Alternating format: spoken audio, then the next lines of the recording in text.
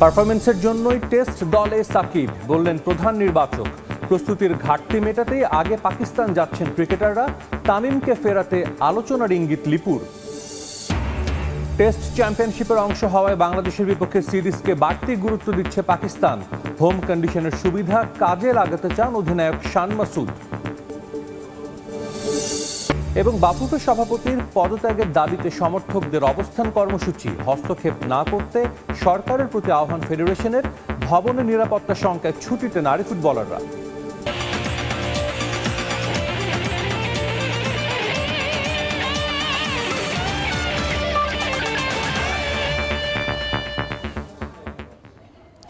বিশ্বের নানা প্রান্তের খেলাধুলার খবর নিয়ে আমাদের নিয়মিত আয়োজন খেলার সময়, আর এই আয়োজনে আপনাদের সঙ্গে আছে আমি সাজিদ মুস্তাহিদ।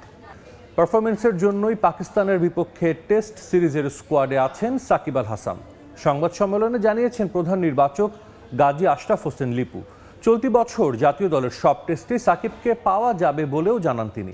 এদিকে তামিম ইকবালকে ফেরাতে তার সঙ্গে কথা বলবেন বলেও জানান লিপু। সাকিবের সঙ্গে মোরলেস আমাদের যোগাযোগ থাকে, যোগাযোগ ছিল, গত মাসেও ছিল, এই মাসেও হয়েছে। সো এটা ইটস এ প্রসেস।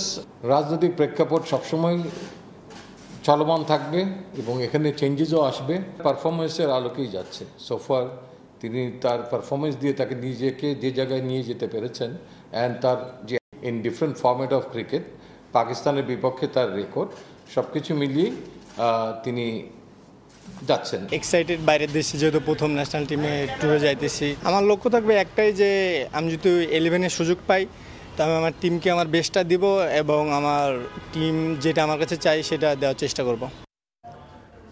টেস্ট চ্যাম্পিয়নশিপের অংশ হওয়ায় বাংলাদেশের বিপক্ষে সিরিজকে বাড়তি গুরুত্ব দিচ্ছে পাকিস্তান। হোম কন্ডিশনে খেলার সুযোগ কাজে লাগাতে চান পাকিস্তান টেস্ট দলের অধিনায়ক শান মাসুদ।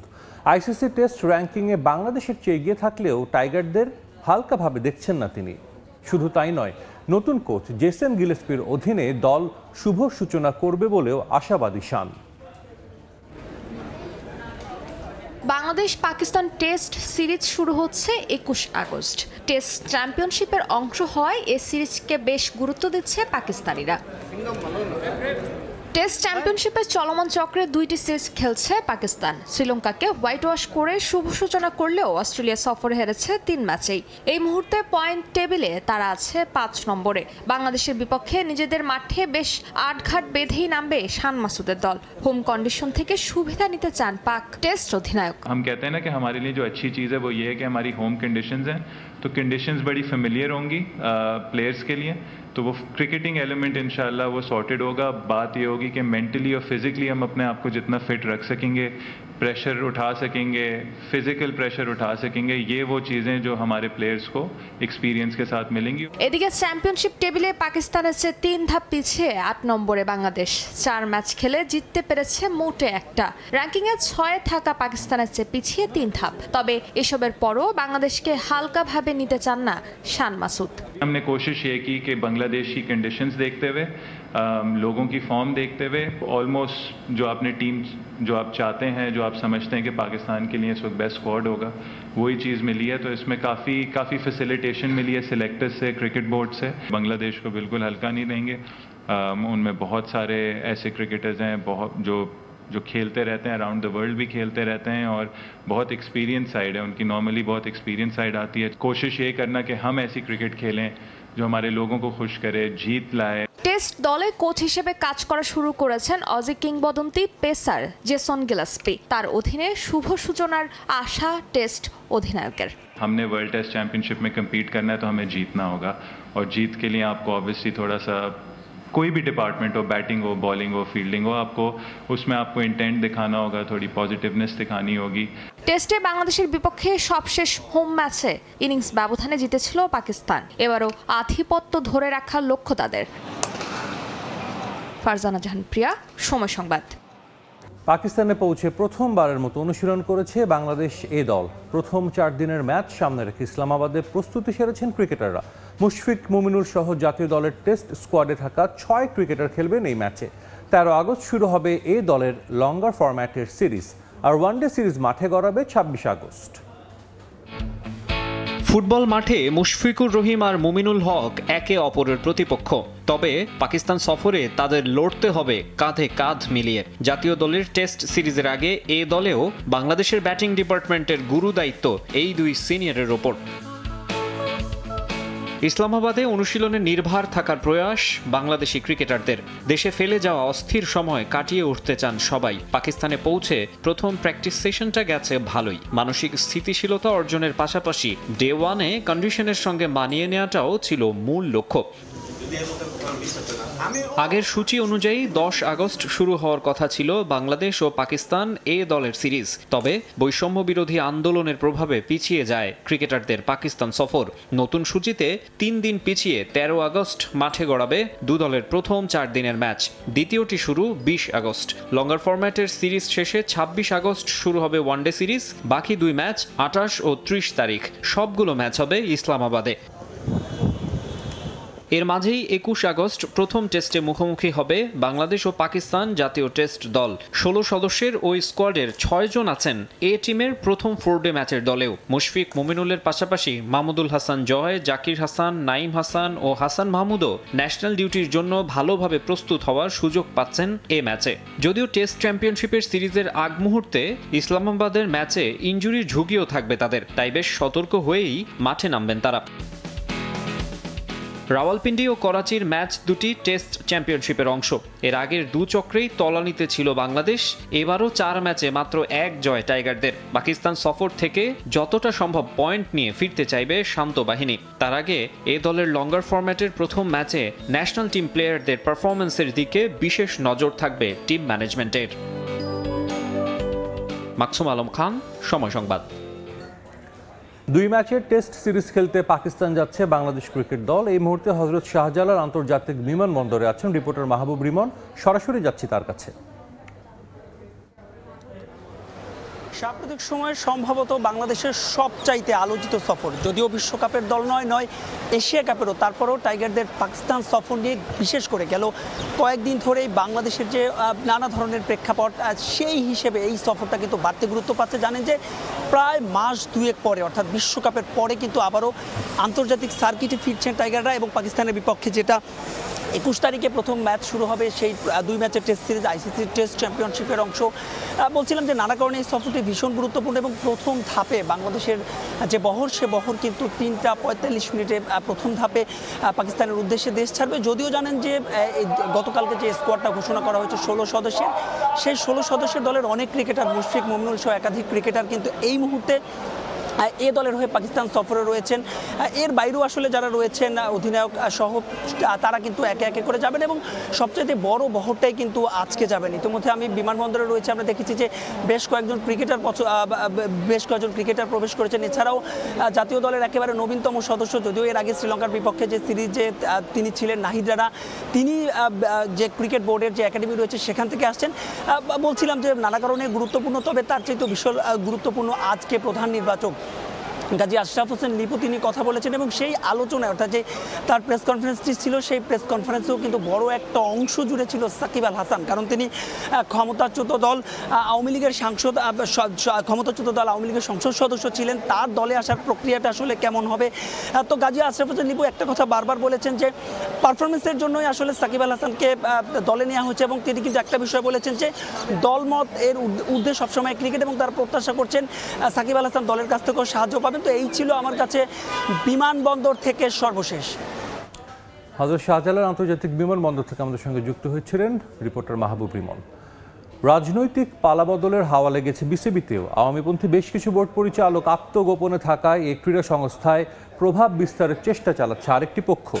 এই যখন পরিস্থিতি, তখন যুব ও ক্রীড়া উপদেষ্টার সঙ্গে দেখা করে নিরাপত্তা চেয়েছেন 7 বোর্ড পরিচালক। যদিও ক্রিকেটারদের দাবি, দেশের ক্রিকেটের স্বার্থে বিসিবিতে বিরাজনীতিকরণ এখন সময়ের দাবি। রাজনৈতিক প্রেক্ষাপট বদলে বিসিবি এখন অভিভাবক শূন্য। বোর্ড সভাপতি সহ এতদিন পর্যন্ত যে বোর্ড কর্তারা দাপিয়ে বেড়াতেন হোম অফ ক্রিকেটে, তাদের অনেকেরই এখন দেখা পাওয়া যাচ্ছে না। রাজনৈতিক বলয়ে পাপনের নেতৃত্বাধীন বোর্ড এত বছর একচেটিয়া আধিপত্য বিস্তার করে রেখেছিল বিসিবিতে, যে বলয়ে থেকে ক্রিকেটের মানুষ না হলেও ক্রিকেটে ভর করে টাকার পাহাড়ে উঠেছেন অনেকেই। আপাতত সেখান থেকে পরিত্রাণ চায় ক্রিকেটাররাও। দাবি, রাজনীতির প্রভাব মুক্ত করতে হবে দেশের ক্রিকেটকে। স্পোর্টস বলেন বা ক্রিকেট বলেন, আমরা যাতে বিজনেস হিসাবে কেউ না আসি, কোনো সংগঠক এইভাবে না আসে যে এটা আমাদের বিজনেস করার অনেক সেক্টর আছে। স্পোর্ট জগৎটা হচ্ছে বিজনেস না, রাজনীতিক একটা বড় জায়গা। তো রাজনৈতিক জায়গা থেকে মাঠে আবার ওই পরিমাণ আপনার এফোর্ট দেয়া আমার কাছে মনে হয় না এটা খুব ইজি জিনিস। তো কারো যদি এরকম হয় সে খেলা রিটায়ার করে যে রাজনীতি করুক, দ্যাটস ফেয়ার এনাফ। বাট অবশ্যই খেলা চলাকালীন অবস্থায় আমার কাছে মনে হয় যে কিছু জিনিস প্রোটোকল অবশ্যই থাকা উচিত। ক্ষমতার পালা বদলে বিসিবিতে নিরাপত্তা বলাই নেই আগের মতো। কখনো ভক্ত, কখনো বা বহিরাগতদের আনাগোনা। দেখে বোঝার উপায় নেই এটাই দেশের ক্রিকেটের সর্বোচ্চ নিয়ন্ত্রক সংস্থা। সে সুযোগে মাথা চারা দিয়ে উঠছে আরেকটি গোষ্ঠী। বিসিবি সংস্কারের দাবি তুলে বর্তমান বোর্ড কর্তাদের বিরুদ্ধে তুলছে ভয়াবহ সব অভিযোগ। আপনারা কি জানেন 2023-এ ওডিআই ওয়ার্ল্ড কাপ হচ্ছে ইন্ডিয়াতে। ওডিআই ওয়ার্ল্ড কাপের টাকা আইসিসির সঙ্গে ইন্টারন্যাশনাল ক্রিকেটার্স অ্যাসোসিয়েশনের যে কন্ট্রাক্ট থাকে, সেখানে after completion the tournament within 15 days they will receive the prize money, যেটা প্লেয়ারদের মধ্যে ডিস্ট্রিবিউট হয়। সেই টাকা তো এখন পর্যন্ত প্লেয়ারদেরকে দেওয়া হয়ই নাই। এই ওয়ার্ল্ড কাপেরও কিন্তু 14 দিন চলে গেছে। বাংলাদেশে এখন অনেক পরিচালক কিন্তু দেশে নেই, তারা অনেকে পালিয়েছে। সুতরাং যারা আছে, মুষ্টিক একজন আছে, তাদের দিয়ে তারা রেজিগনেশন লেটার দিলেই কিন্তু এটা হয়ে যায়। কারণ পরপর 3টে মিটিংয়ে যদি বোর্ড মিটিংয়ে যদি অনুপস্থিত থাকে, অটোমেটিক বোর্ড ভেঙে যায়। আমরা এই ক্রিকেট বোর্ডের সমস্ত পরিচালকদের পদত্যাগ চাই। সংস্কার চাইলেও সংস্কারপন্থীদের রাজনৈতিক পরিচয়ও বড় চিন্তার কারণ। ছাত্র আন্দোলনের বদৌলতে যেখান থেকে মুক্তি পাবার সম্ভাবনা জেগেছে তা আদৌ পাওয়া যাবে কিনা সে প্রশ্নও থাকছে। এত কিছুর মাঝেই দেশে থাকা 7 বিসিবি পরিচালক দেখা করেছেন অন্তর্বর্তীকালীন যুব ও ক্রীড়া উপদেষ্টার সঙ্গে। আশ্বাস পেয়েছেন সহায়তার। তাদের আশা কিছুদিনের মধ্যেই পুরনো রূপে ফিরবে ক্রিকেট বোর্ড। আলোচনা চলছে পাপনের শূন্যতায় কে হবেন ভারপ্রাপ্ত সভাপতি তা নিয়েও। স্থায়ী সমাধান করার জন্য সাব্বির মিথুন, সময় সংবাদ, ঢাকা। প্যারিসের টাউন হলে অলিম্পিকের সমাপনী অনুষ্ঠান উপভোগ করেছেন হাজারো সমর্থক। অলিম্পিক শেষ হয়ে যাওয়ায় আবেগ আপ্লুত ভক্তরা। শুরুতে আশঙ্কা থাকলেও সফলভাবে আসর সম্পন্ন করে কর্তৃপক্ষকে ধন্যবাদ জানিয়েছেন বিভিন্ন দেশের সমর্থকরা। আসন্ন প্যারা অলিম্পিক উপভোগের জন্য মুখিয়ে আছেন প্যারিসবাসী। পর্দা নামলো the greatest show on the earth অলিম্পিকের। উদ্বোধন থেকে সমাপনী ক্রীড়াপ্রেমীরা বুঁদ হয়েছিলেন অ্যাথলিটদের কলা প্রদর্শনীতে। শেষ বেলায় এসে সমর্থকরাও আপ্লুত। আরও কিছুদিন যদি এমন উৎসবে মেতে থাকা যেত।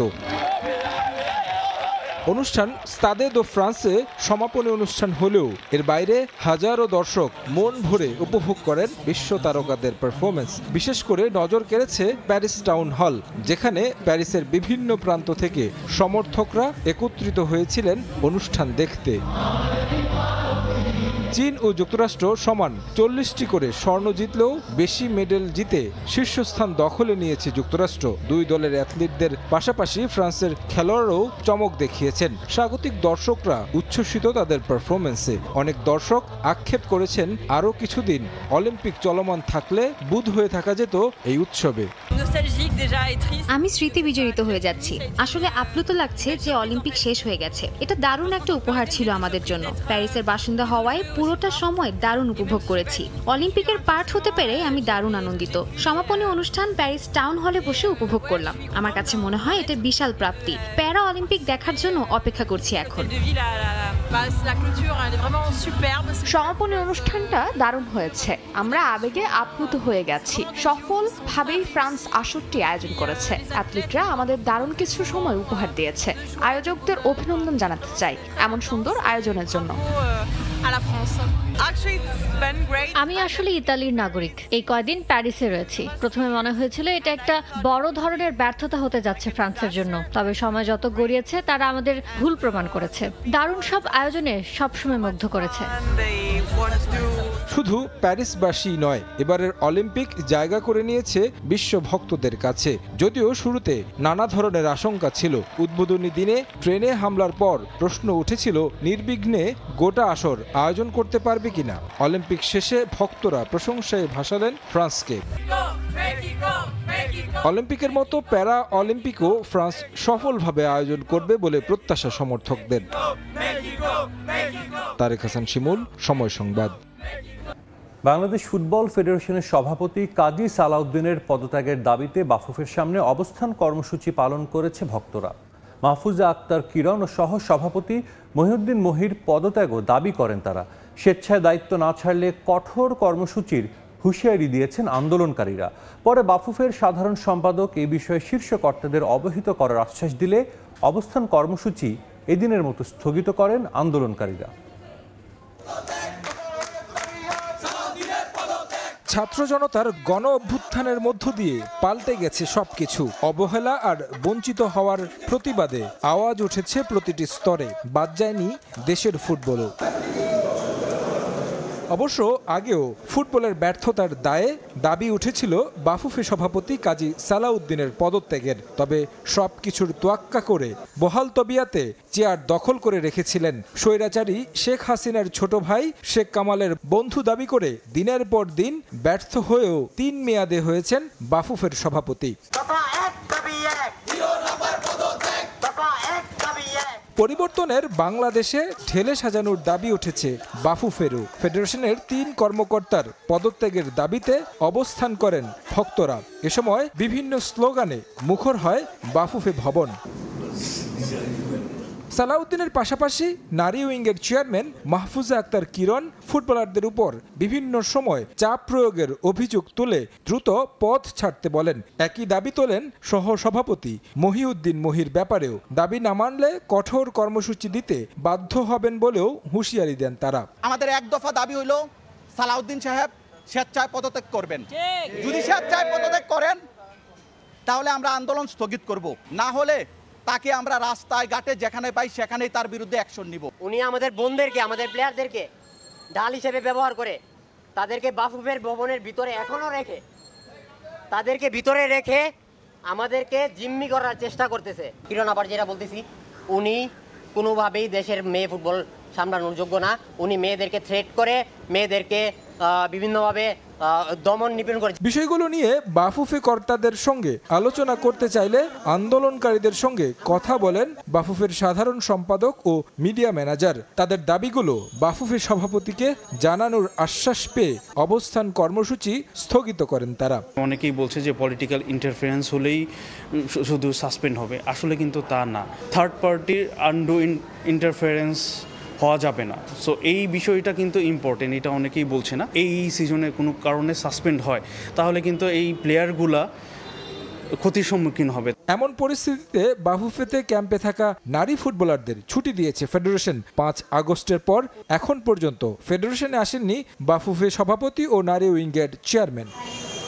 তারেক হাসান শিমুল, সময় সংবাদ, ঢাকা। খেলার সময় শীর্ষ সংবাদগুলো জানিয়ে দিচ্ছে আরেকবার। পারফরমেন্সের জন্যই টেস্ট দলে সাকিব, বললেন প্রধান নির্বাচক। প্রস্তুতির ঘাটতি মেটাতেই আগে পাকিস্তান যাচ্ছেন ক্রিকেটাররা। তামিমকে ফেরাতে আলোচনার ইঙ্গিত লিপুর। টেস্ট চ্যাম্পিয়নশিপের অংশ হওয়ায় বাংলাদেশের বিপক্ষে সিরিজকে বাড়তি গুরুত্ব দিচ্ছে পাকিস্তান।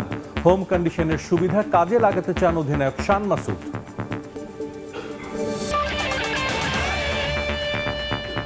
এই ছিল খেলার সময়। এরপর থাকছে দুপুরের সময়। সঙ্গেই থাকুন সময়ের।